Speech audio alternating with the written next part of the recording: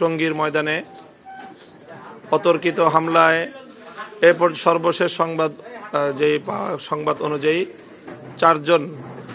চারজনের শাহাদাত এবং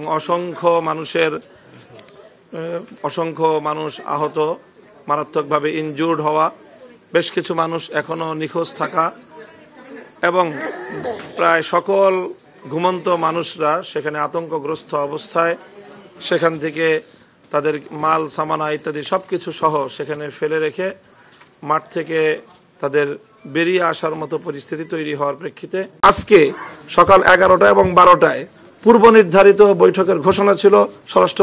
স্বরাষ্ট্র উপদেষ্টা মহোদয়ের পক্ষ থেকে বৈঠকের আয়োজনও ছিল এবং সেই আয়োজনেই চূড়ান্ত হওয়ার কথা বৈঠকের মধ্যে। এবং গত রাত্রেও বৈষম্য বিরোধী আন্দোলনের নেতৃবৃন্দ তাদের সাথে আলোচনা করেছিল এবং শেষ রাতে তারা আমাদের সাথে সার্জিস আলম এবং হাসনাত আবদুল্লাহর নেতৃত্বে তাদের প্রতিনিধি দল কাকরাইলে আলেমদের সাথে এবং মুরব্বীদের সাথে তারা বৈঠকে তারা সেখানে নিমগ্ন ছিল, বৈঠকরত ছিল।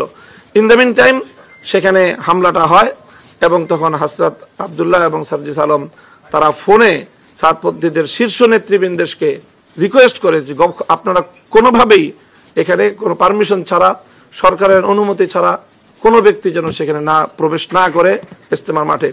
কিন্তু তাদের সবাইকে উপেক্ষা করে, সকল সিদ্ধান্তকে উপেক্ষা করে তারা এভাবে সন্ত্রাসী কায়দায় সেখানে প্রবেশ করে এরকম ঘুমন্ত মানুষদেরকে এইভাবে হতাহত করে তারা বাংলাদেশের ব্যাপারে সারা পৃথিবীর সামনে যে মেসেজটা দিতে চাচ্ছে আজকে বাংলাদেশ বিরোধী শক্তি, আমাদের কাছে এটা স্পষ্ট যে তারা সেই শক্তির দোসর হিসেবে এখন ভূমিকা পালন করছে।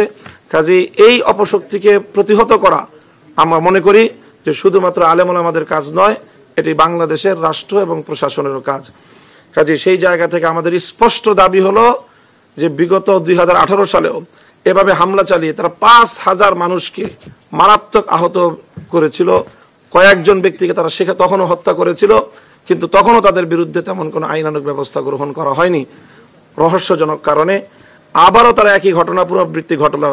কাজে এই জন্য এই সাতপন্থীদেরকে একটি সন্ত্রাসী সংগঠন আখ্যায়িত করে তাদেরকে নিষিদ্ধের আমরা দাবি জানিয়েছি।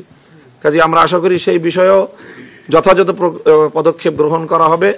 তারা শুধুমাত্র একটি বিবাদমান পক্ষই তারা নয়, বরং তারা এই ধরনের সন্ত্রাসী কার্যকলাপের মাধ্যমে নিজেদেরকে একটি সন্ত্রাসী গোষ্ঠী হিসেবে জাতির সামনে বিশ্ব দরবারে তারা নিজেদের পরিচয় তুলে ধরেছে।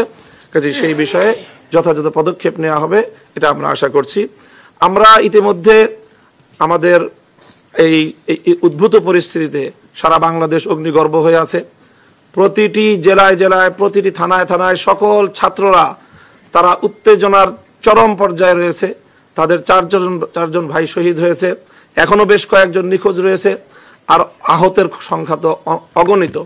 এই পরিস্থিতিতে অগ্নিগর্ভ এই বাংলাদেশকে এবং সকল আমাদের অনুসারী যারা রয়েছে ধর্মপ্রাণ মুসলমানদেরকে, ছাত্র জনতাকে শান্ত করার জন্য আমরা কর্মসূচি ঘোষণা করেছিলাম যে আগামীকাল দুপুরে টঙ্গী ইজতেমা ময়দান অভিমুখে দেশব্যাপী সারা দেশ থেকে লং মার্চ হবে।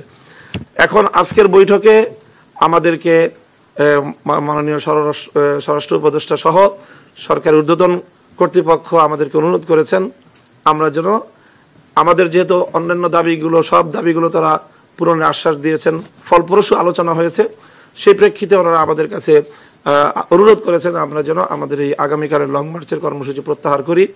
তো আমরা এখান থেকে এখনই এটা চূড়ান্ত ঘোষণা দিতে পারছি না, যেহেতু আমাদের কাকরাইল মসজিদে ওলামা সম্মেলন অনুষ্ঠিত হচ্ছে, তারা আমাদের জন্য অপেক্ষমান। আমরা বৈঠকের ফলাফল নিয়ে সেখানে গিয়ে তাদের সাথে আলোচনা করব এবং আলোচনা করে আমরা আগামীকালকে কর্মসূচির ব্যাপারে চূড়ান্ত